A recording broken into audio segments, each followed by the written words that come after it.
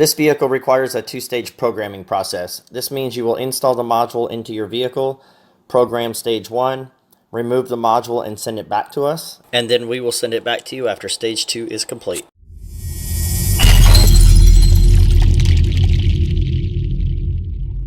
We're going to go ahead and give you guys a quick demo on how to use the remote and the operation of doing the takeover procedure, which means you can get in, drive away, and the car does not turn off. So on the remote here, you push it once, it'll lock the doors. You can tap it twice, it'll unlock the doors. And I'm gonna go ahead and lock it back up before I remote start it. So it's locked, and then push and hold for 3 seconds. You'll hear the tone. It gives the command to the vehicle to start. And then it's going to run for 15 minutes or until you guys come out and get in and drive away. Now, one thing you can also do is once it's running, you guys can push and hold this again for 3 seconds and it will cancel the remote start. So there we go. It just turned the remote start off.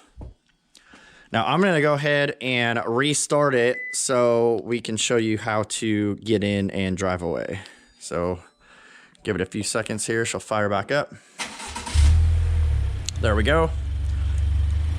We're going to go ahead and double tap, which is going to unlock the doors now so we can get in. And the vehicle is still running. So all we're going to do is reach down here, push the brake pedal, pull it out of park, and drive away. You can see that our tach's on. We got the backup camera, car's still running, and that's it.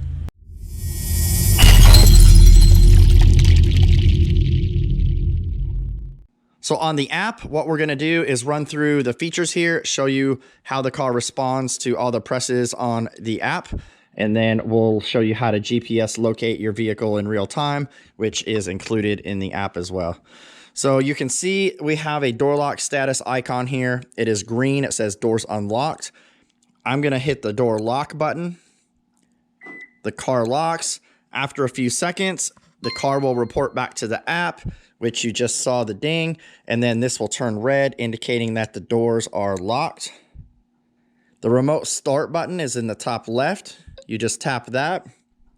The car will respond. Once the remote start provides feedback to the app, this right here where it says zeros, that's going to start at 15 and count down to 0. There we go. It takes a few seconds for the feedback to come back from the car to the app. That's why you saw that slight delay. Now you can turn it off as well. Hit the top right icon. The vehicle will turn off. And then the timer will stop once the feedback provides the correct time. So right there, see it's 0. There's a little arrow at the bottom of the screen here. If you push this, we have it set up for trunk pop. We have the building icon here at the bottom, which is just all of our information, phone number, email address, hours, all that good stuff. Right above that, we have the map pin icons. It will drop a pin right where your vehicle is in real time. This is very, very accurate too. So we're gonna go back. We'll go to the trunk pop. I'll show you that real quick. So all we do is push this. It turns blue, which means it's sending the signal. You'll see the hatch open up. This will turn green once it executes. Once it turns green, you can push it again. And if it's open, it's going to go ahead and close it as well. Just like that. So that's pretty much it for the app module. This app module can be installed as an add-on to any of our remote start kits. Every single vehicle operates the same exact way. Now, the only difference is if the vehicle does not have a motorized hatch like you just saw on the Subaru, then it won't automatically open or close. Some of them, it might just pop the trunk. Some of them might not even do that. It just depends on the vehicle specifically. As far as everything else goes that you just saw, it is 100% all the same.